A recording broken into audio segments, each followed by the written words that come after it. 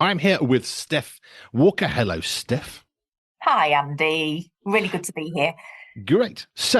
We are talking about TLG, which is nice. You put it in your name at the bottom. Just give us a brief overview. What is it, and what is it you're actually up to? Oh, TLG, it stands for Transforming Lives for Good, which is why I stick to the acronym a lot, the three letters. But it does what it says on the tin. It's a national children's charity. And to sum us up in a nutshell, we help about 5,000 children every year, kids who are struggling with food insecurity and also with emotional distress in the middle of the mental health crisis. And we do all that through working with churches. And I think probably the most revealing thing I can say is we're about 100,000 meals a year for kids Wow. and 10,000 one-to-one coaching sessions in school for kids a year, all through local churches. So, really, is it mostly through the education system? Is that where you do a lot of your work in schools? Is that sort of predominantly it? Yeah, well, it depends. We have those two programs. And so the early intervention program supporting kids with emotional trauma and distress, that's all in schools. So we work in about 156, I think it is, primary schools and less secondary schools, maybe about 54-ish secondary schools across the country. And it's really a massive need that schools are saying, but we're there for the kids, Mm. really. It's helping the schools because there's so much disruption in the Mm. classroom. They haven't got the resources, the teacher time that they need. But we can come in. We've got 25 years of expertise in trauma-informed care for kids. Wow. And we will go in and we'll train members of the local church congregation up to be trauma-informed coaches. And we match each coach with one child in the school who's really struggling with the school day, who can't really cope Mm. because of all the background circumstances in their lives. And that coach will go in for an hour a week, but for a whole year in the school to see that child, because trauma is just not a quick fix. No. Um, and this is quite revolutionary. Schools don't have resource like this, certainly not long-term resource. If they have any resource, it's going to last about 6 weeks. And in that time, a traumatized child is not going to form trust, is not going to open up about some of the situations that they're in. And so it's quite startling approach, which is why it's so welcomed with schools. It has quite startling results for the kids and for the schools as well. So it's exciting work to be involved with. We're living in a next day. I mean, I can go on Amazon, I can get a Morrison's order in parts of the country. You can get same day if you're close enough. We're in that mentality of I want food now. Fast food, if it's taking more than 5 minutes, I mean, come on, what's taking you?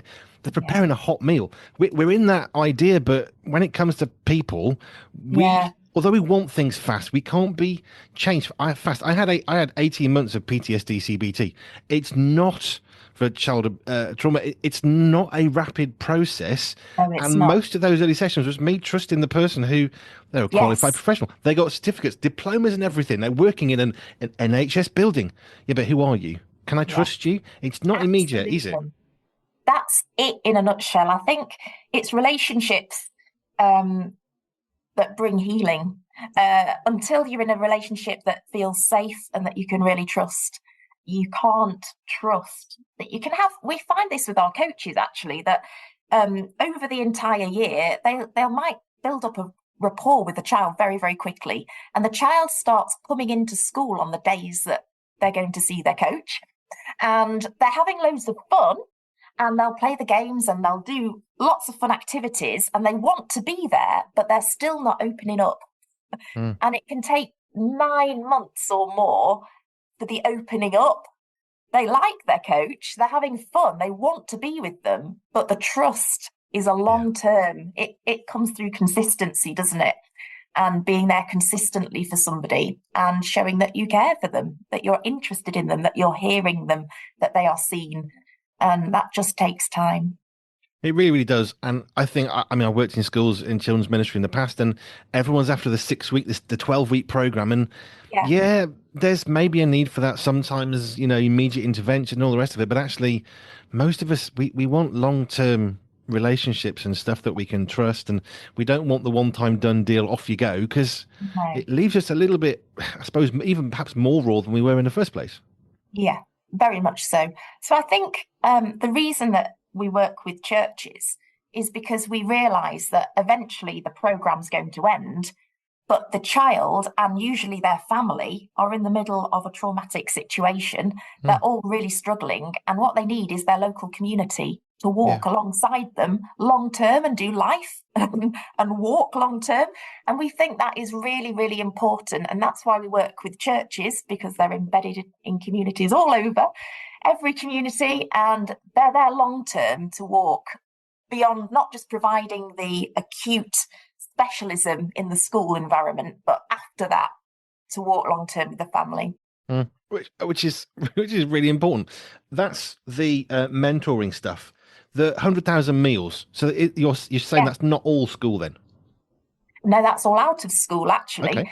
And that's really to reach children in the holidays when the free school meals have stopped and where things are getting very acute for families that are living in poverty. So that's because, again, churches are well set up. They do food well and easily. They've got big buildings with kitchens, big Yeah. spaces they can invite people into. And they've got a heart to go and love your neighbour, isn't Yeah. it? So they want to show some love and commitment to their communities. So we hope that our programmes are really enabling church to do what church wants to do, their mission, go out and connect to your local community, make a real difference, meet real need, Hmm. and walk long term with your community and show that love that you want to show. So it's powerful stuff. Simple, but powerful.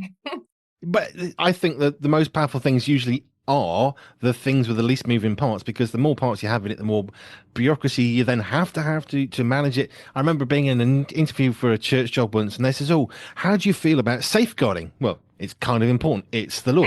Well, how would you split? Would you safeguard more the adults you're working with or the children? And I don't know if they like the response we got the job. And I said, look. Safeguarding is one of those things that as a church we are legally bound to do, but it's not what we should be doing. It's the beginning of what we should Yeah, be doing. And if we're only relying upon safeguarding to do it, we're in a much bigger mess because it can't actually protect children day to day. Yes, we can prevent stuff coming in. That's it. So I would say, actually, we got the job, but I said, look, I think when it comes to safeguarding, we need to safeguard the adults more than the children, because if the adults are safe, and we feel safe with the adults, the children will automatically be protected better. And if we took everything at the children, we're not looking at the adults, well, that's where the problems begin. yeah, So they seem to like the answer. I says I'd do 60-40 split. I mean, I wouldn't split it, but if they were pushing me, okay, yeah, 60-40 split, more for the adults than the children, because we should be looking after the children. But if we haven't got adults who feel safe, we don't have yes, volunteers. And yeah. I would actually look after them. And if they're looked after, the children will then, by extension, be cared for better. That was my Yeah. thought And, years and I ago. think safe spaces are key for Mm, anybody. And that's what's going to form lasting relationships that really change your life. If you don't feel safe in an environment, and so many of us have areas of our life where we're feeling fearful and insecure, and we're lacking a consistently safe, warm, mm, welcoming environment yeah. to come into where we're accepted and not judged, and where there's support and kindness. So many of the kids that we speak to, one of them did a quote and it really got to me. And she said, I've learned about kindness in my coaching sessions. Wow. And I was so moved by that because she had to learn about kindness and what kindness was and how transformative it is for her and her relationships and the fact that she hadn't really experienced it before. Which, We can wow, do better for the kids out there. isn't that the case? I mean, you're saying 100,000 meals. Is that across the UK or is that England? How far across do you go? Oh, well, it's all across the UK. So we work with 200, well over 200 churches, and that number is increasing all the time. So that's 200 communities and 200 basis of a legacy in that community for Yeah. children and families to come. So it's good news, I think. And I think there's such a lot of bad news in the press about the church, actually. And I want to say, gosh, there's such a lot of good going on consistently at a large scale that's really relevant and really important, that's coming through churches working for social action projects in their own communities. Listen to this good news. I've forgotten the data point, but it was about the amount of, I think it was like money or people. I've forgotten how they worked it out. It was a government thing a few years back, but how much the Christian church in the UK does in the charitable sector. And when they actually stated it, you're thinking, I've forgotten. It was a massively high percentage, more than anybody else by a country mile. And I'm thinking, well, that's really encouraging. I mean, it's as It it is. should be. Yeah. That's kind of the Yeah. heart of the gospel, surely, is to Yeah. reaching the needy. Yes. It's Yes. pure religion, isn't it? It isn't just about not being polluted by the world, but actually being in the world and actually looking after the people who can't necessarily care for themselves. It's that bit we sort of Yes. miss out of, Yeah. oh, I'm not religious. Well, actually, God thinks religion's good in this context, and that bit is actually looking after those people who can't feed themselves. Yeah.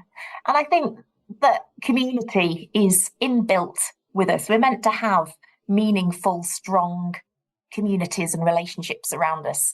And I think when we don't in our family life, in our personal life, when we're isolated, when we're struggling on our own, that's when a lot of the emotional well-being issues kick in. And receiving that again and experiencing that again can be life-changing.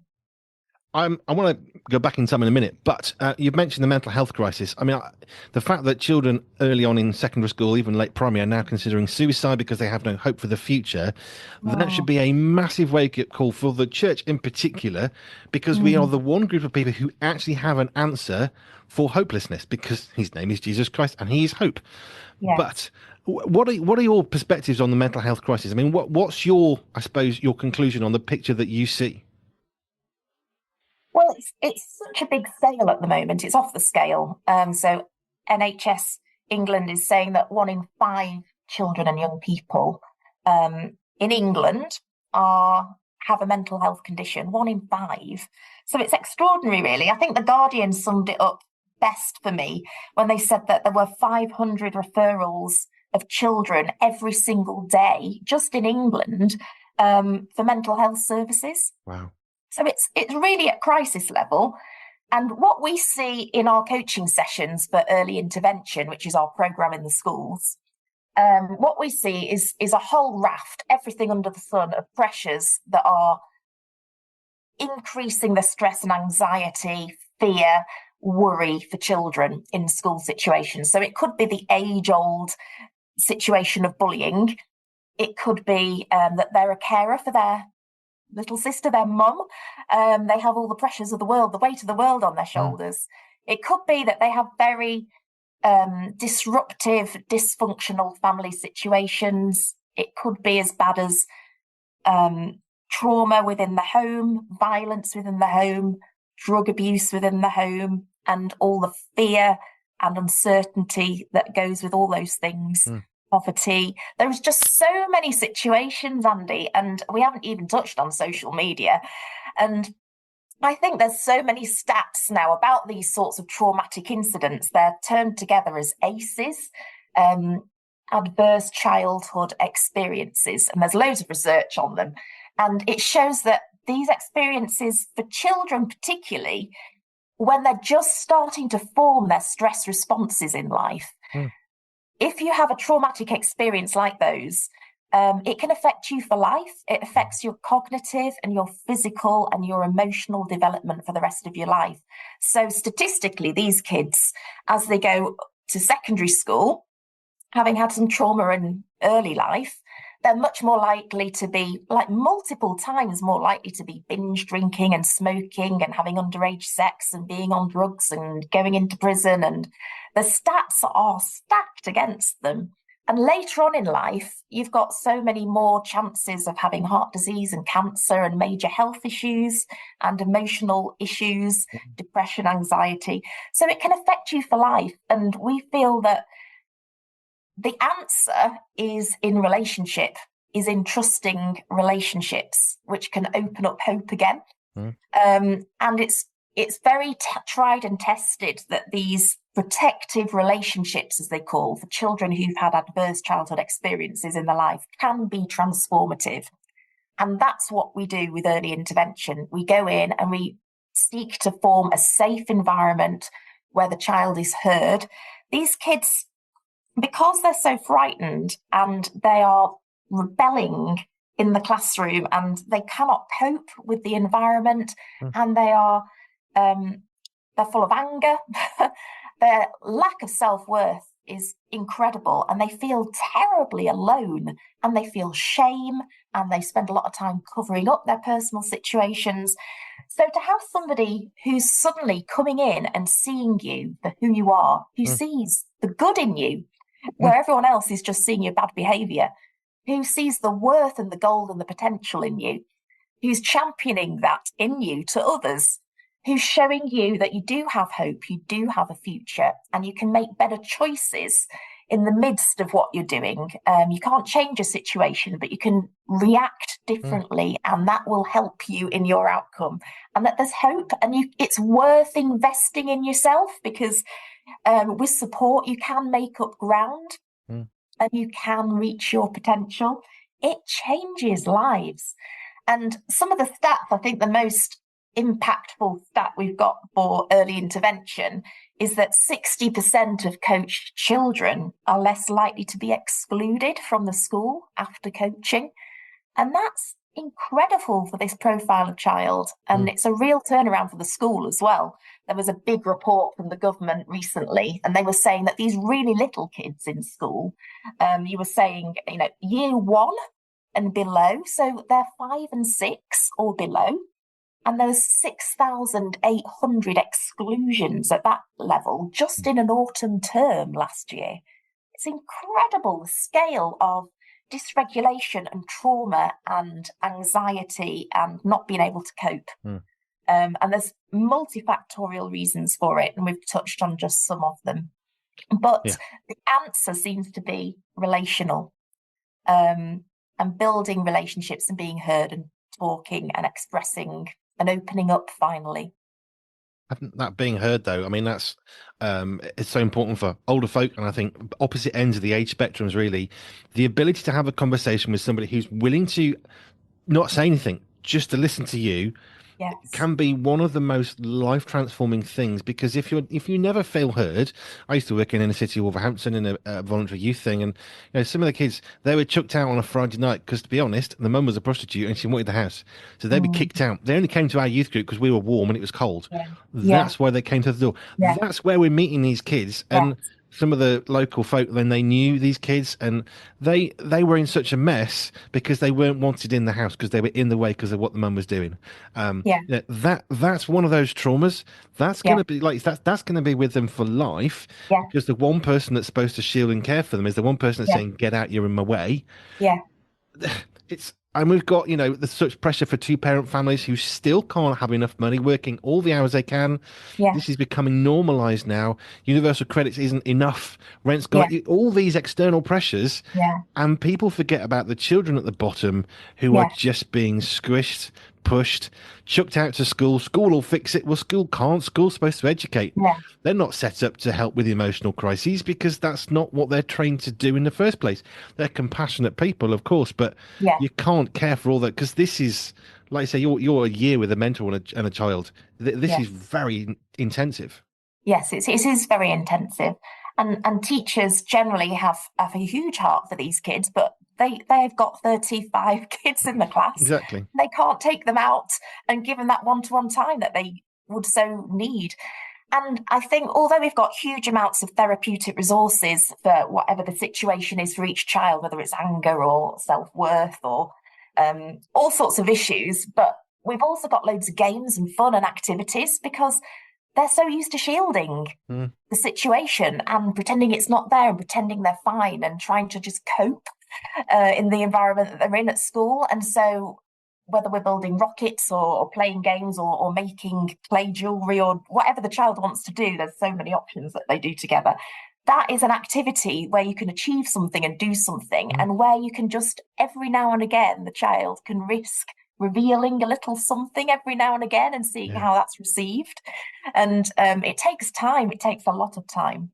Hmm. And then when that trust comes, the transformation is incredible. And the videos on our website, they always make me cry because that's why I know I'm doing the right job. But when you see a child's life turned around, it's just magical. And each child whose life that happens to, the ripple effects all around them for the rest of their life, of instead of destruction and spiraling down, and support services and the impact on their future spouse or family or whatever it is, for the rest of their life, the echo effect of the transformation and the healing is vast, isn't it? Mm. So one child, one family at a time, seems to transform the world bit by bit, slowly by slowly, part of the picture. But it's good. There's good It's happening out there. There's a lot of good out there, but it's always the bad that screams and shouts the loudest, Yeah, isn't it? But there is good. There really is good, and this is good. yeah. And but it's the bad and the screaming against the bad that motivates you to do something about it, isn't it? And I think that's why so many churches are getting involved, because they see they can make a difference in terms of food poverty and social isolation that kids are feeling, in terms of emotional health, that there's, because the crisis is in both those areas, we feel as though we've been here for 25 years getting ready for a time such as this, Yeah. almost, because they're the two things that really are a pinnacle of awareness and crisis for kids at the moment in the country. And that's what we've got 25 years worth of expertise in. And so the churches are hearing about the fact they can roll their sleeves out, they can make a real discernible difference here, and they're joining in more and more. It's great. Which is really, really good. I want to come back to TLG at the end, but just let's go back in time a little bit. I mean, this is a Christian organization. I always say the same thing, but where was your faith journey? How did that begin for you as you were growing up, to the point that you thought, well, this is more than just a nice religion. Actually, this is Jesus Christ, and actually, he means something. What was your journey growing up? Um, well, I wasn't really a Christian growing up. I went to university, came back, got married, and got married quite young, very early 20s. And there was a leaflet through the door from the local church saying, "Oh, Alpha course." This is back in the days of the very first Alpha courses, 35 years ago. And me and my hubby went, "Oh, well, that's interesting, learning about this Christianity business." And I don't know if you know about Alpha courses, but it's 10 weeks and you have loads of food, and then you listen to a talk and discuss various topics of Christianity. And I absolutely loved it. It didn't answer my questions. It gave me about 1,000 more questions.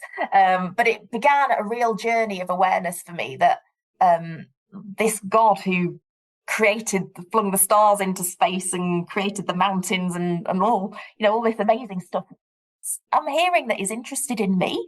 And that was amazing. Little old me in the middle of nowhere, doing nothing special, just living my normal life in the middle of it.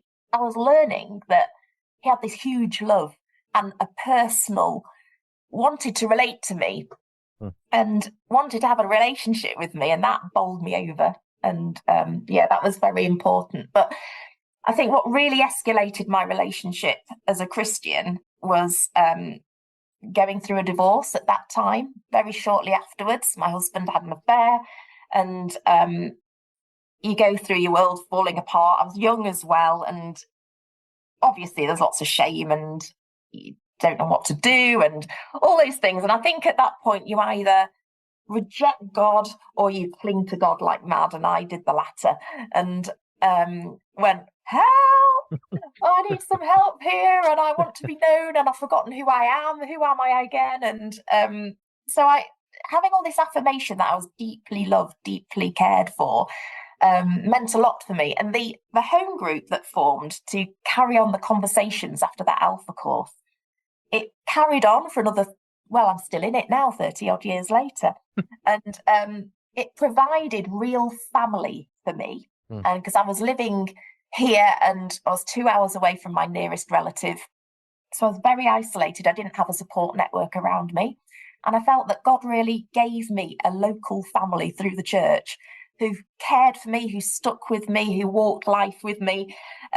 We've been on holidays together, we've cried together, we've celebrated together, we've done everything together for 30 years. We've learned about God together. It's been brilliant. But that's been very, very healing for me, to be given a family of people who really care long term. And also the fact that I learned through that situation and many others in life since, that God can redeem some of the worst circumstances. He can bring good out of it, and set you up on your feet and heal again where you thought you couldn't heal. And I've learned that. And I think that's why TLG resonates with me so much, because of the transformative nature from bad to good, and that God can, I've seen him do it for me. And when I hear the situations that are a million times worse that some of the families and the children have been in, and I've seen so many instances, having worked for TLG for 8 years now, where he turns that bad out for good, and where the church can be a family of continual support and encouragement and nurture for people to know that they are valued and loved. And so there's a real resonance there for my personal story. And I've always known about the charity because I used to work with Tim Morfin, who set the charity up. So I've known Tim for 28 years or something, because we used to work for not for TLG, another 3 letters, GSK, the blue chip pharma company. We were both working for GSK, and we vaguely knew of each other at work. And Tim was doing youth work outside of his GSK work in inner city Bradford through his church.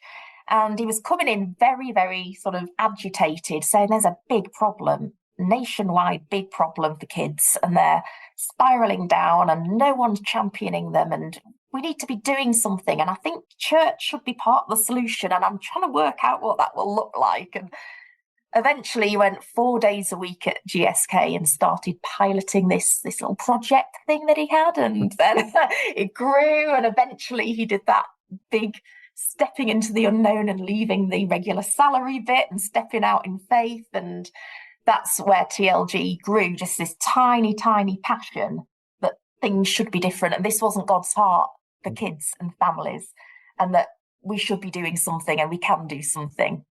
And so I've seen that grow over the years, from just being Bradford to now being nationwide, to being, 200 odd churches, more joining all the time, and being so relevant to the current situation and meeting real need. So it's great. That you got to see this, I suppose, from afar as it began from its infancy. What got you to working for them now? Well, I had some time off when I had the kids. It was a great blessing, really, because I got made redundant after 19 years at GSK. And they were moving all the coaches and trainers to London, which was no good for me. So I had 4 years off being a mum with the redundancy. and then Tim phoned me up and said, don't suppose you fancy looking at the charity, helping out here. It's such a different place to work compared to sort of high industry. It's lots of different frustrations. You've never got enough resource, you've never got enough money, you've got such an awareness of the need, and you're only tackling this much and the problem is this big. And so many different aspects to it, but at the same time I can be wholly me. At work, it's a Christian charity, and we pray for the kids all the time and what we're doing. And everyone is so passionate and feels that they have been brought here for this time to do some good in this way. And so everyone's got a real passion, and that's a great environment to work in. And so now you get to work for TLG, having watched it from its infancy. So what do you do specifically? What's your week like normally? Oh, well, I'm the business partnerships manager. So I talk to businesses, tiny ones and great big ones, and show them how they can join in for kids. So we've got a couple of initiatives for businesses to join in. It doesn't matter how big you are. It's about doing some good through your business, answering this big issue for kids right now. and having some big national impact as well and being part of that. I run those two business initiatives. And there's also an online Christian business network that we run as well. And we've found that Christians in business are often, they feel as though they've got their heads above the parapet, really trying to do life and work and business differently and really get some good values and integrity going through how they run their businesses. And it's quite a tough place to be, and that they want to connect and they want to be supported and they want to do business with others in similar ilk. So we run a network of 4 times a year. It's just an hour over lunch online. And any Christian in business can join in, can hear a speaker speak, and have 2 opportunities to network. You'll obviously hear stories from the charity as well, because we want to let people know what's going on. So it's been great, a real community drawing together of people who are supporting, who have vision, who have similar heart, and who want to really do good. And if you're doing good at the top of a business or anywhere within a business, it's a real echo to your colleagues, isn't it? Of you can do life in a peaceful way, your integrity can shine out, you can listen and hear your colleagues. It's a great echo to those around you, I think, in business. That's where most people are during the day, isn't it? I would say most people are not sat at home in the garden with a barbecue and a beer. That's not most people's day to day, is it? No. So getting out there. So we do that. So that's my little bit of TLG. But there's loads of other ways that people are joining in. But that's just a little bit that I do. But that comes back to the relationships that you were talking about that was important to you. You go through the trauma of a divorce, and then you've got relationships that are there to carry you through, and you're still there, which is fab. And that's exactly what you're doing with the children. So I love how I always like to draw this little analogy, but just to draw it out really easily, not analogy, it's reality, but the relationships are important, then become important in different ways. So whereas it's important for you back then, you're now seeing a similar thing for children through the work of TG and also the businesses as well, because it's a scary place. Yeah, it's tough out there running businesses. It's a really tough place to be right now. So support. Everyone wants to connect with others who are in the same boat and understand the pressures. And when you can get some input and some top tips and some encouragement while you're at it. So yeah, we hope that's been a good service for people. People can join in with that. So just go onto our website and do a / and put the letters the Online Christian Business Network, OCBN. I'm not very good with letters, am I? No, so yeah, just fine. join in, sign up to the next one. It'd be great to see you. Yeah. Fab. If people want to get involved with TLG, I mean, you've got what I've been making notes of. You've got people that can help with meals, so that's churches generally, or people within a church who think, do you know what, we could actually do that. We got a kitchen, it's empty 4 days a week. Yes. Hey, we can do that. You've got people who can join the mentor stuff. I'm guessing through a church as well. Yes. So that's 2 plus the businesses. So that's 3 that I picked up on that you're doing. There's probably more as well. But how do people connect with you if they're thinking, well, I'm a Christian business? How do I? I'm okay. We've got the website thing, but how do people reconnect you, especially on the meals and the mentoring? So just to make it simple, I think I'd point everyone to the website initially, and then look at each facet that you're interested in. So, for instance, the website is www.tlg.org.uk. Now, you might be interested in equipping yourself for emotional support of the people around you. In fact, at TLG, we're on a mission to equip the church to serve their communities better. And so if you are interested in some training, we've got free training sessions that we run really regularly online called Emotional First Aid Training. And it's a great hour-and-a-half investment in yourself, really, for the people around you who may be experiencing some emotional distress. We're experts in this with 25 years of trauma-informed support. So we can give you a safe place to start helping to walk alongside somebody at work, somebody at the bus stop, somebody in the park, somebody at church, somebody, your neighbours, wherever you're coming across people in distress, which you will be in this current environment, then you need to know what's going to be helpful, and how you can start that journey of walking alongside them in life. So join up for our EFA, Emotional First Aid training. You'll find that on the website. So that's one thing you could do to join in. You're right, you might want to see how your church can get involved. And you just look for the church joining in section on the website, and you'll get loads of information there. Show your interest, we'll send you some more information.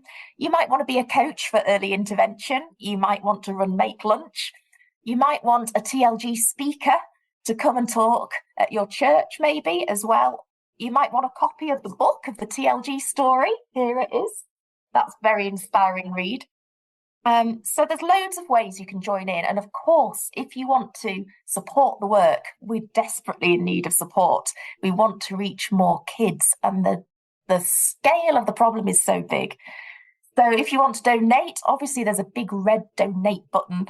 You can, even better for us is if you think you could give a tiny little bit, but regularly, become one of our hope givers and support the charity in that way as well. So whatever your area of interest, get on the website and find out more about it and get involved. tlg.org.uk. Steph, thank you for just sharing some of your own story, and I love seeing how God interweaves our pasts, redeems it, which is the point you made, into what we're doing now so frequently. And it's my pleasure and delight to do these interviews with so many people, because it's what I get to see.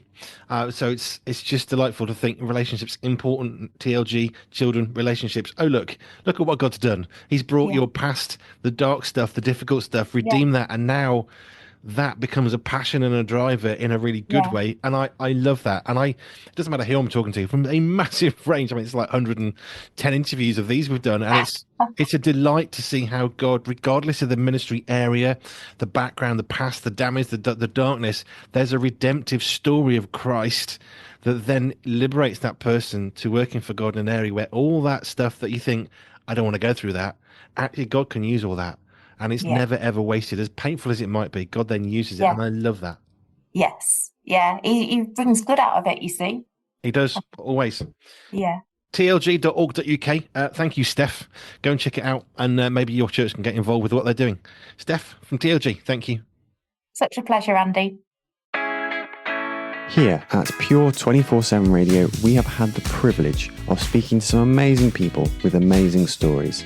Now, what about, I thought I'd go a bit further, what about goat and sheep's milk? Becoming quite popular. Very similar to cow's milk. So we don't use it in the first year of life, you can afterwards. And their nutrient profiles, how good they are, is pretty similar to cow's milk. Allergenicity, how often do they cause allergies? About the same. They're a bit more expensive sometimes. It's pretty equivalent. Yeah, we're really excited, especially excited for Josh because it's his first book and he's really passionate with that Gen. Do you say Gen Z or Gen Z? I've heard it said in... I don't know. I'm too old. I don't know. Yeah, we're not in that age category, so we've not got a clue what they're called. It's a pot boiler. It's a good, exciting popcorn thriller. I didn't think it was anything too special, but I think watching it at home, people will probably enjoy it more than I did going to the cinema to sit. Really good film. I love it. You know, I walk into a cinema and I turn my phone off. Nobody can get hold of me for a couple of hours. I'm in a completely other world. Every single time I go to the cinema, and for me, it's like going to Oz. You know, it's like going to another world and escaping and relaxing, and I thoroughly enjoy it. If you have missed any of these interviews or would like to hear them again, you can. Simply head over to our catch-up section at www.pure247radio.org. That's www.pure247radio.org.